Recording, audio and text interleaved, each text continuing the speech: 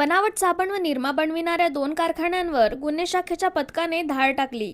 या कारवाईत 4 आरोपींना ताब्यात घेऊन त्यांच्याकडून 71,20,250 रुपयांचा मुद्देमाल जप्त करण्यात आला. ही कारवाई मंगळवारी 5 मे रोजी दुपारी वलगाव ठाण्याच्या हद्दीत करण्यात आली. जुनेद खान यासीन खान 28 राहणार पाकीजा कॉलनी अमरावती, प्रफुल्ल विष्णुपंत डोईफोडे 48 राहणार न्यू म्हाडा कॉलनी अकोली अमरावती, शेख भुरू शेख मुनीर 50 राहणार झेंडा चौक अमरावती व शेख कलीम शेख माजिद वय 40 राहणार बिस्मिल्ला नगर लालखडी अमरावती अशी ताब्यात घेण्यात आलेल्यांची नावे आहेत. वलगाव ठाण्याच्या हद्दीतील आमला मार्गावरील 2 कारखान्यांमध्ये नामांकित कंपनीच्या नावाने बनावट साबण व निरमा बनवून पॅकिंग करण्यात येत असल्याची माहिती गुन्हे शाखेच्या पथकाला मिळाली.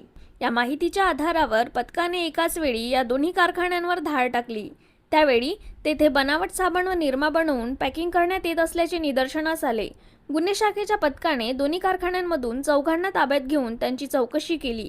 त्यांना कारखाना चालविण्याच्या परवान्याबाबत विचारणा करण्यात आली, मात्र त्यांच्याजवळ कुठलाही परवाना आढळून आला नाही.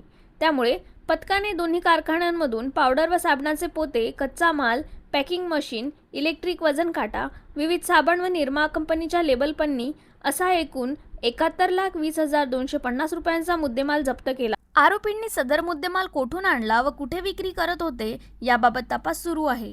ही कारवाई गुन्हे शाखेचे पोलीस निरीक्षक संदीप चव्हाण यांच्या नेतृत्वात सहाय्यक पोलीस निरीक्षक मनीष वाकोडे, सतीश देशमुख, मंगेश लोखंडे, गजानन ढेवले, मनोज ठोसर, प्रशांत मोहोड, विशाल वाघपांजर यांनी केली.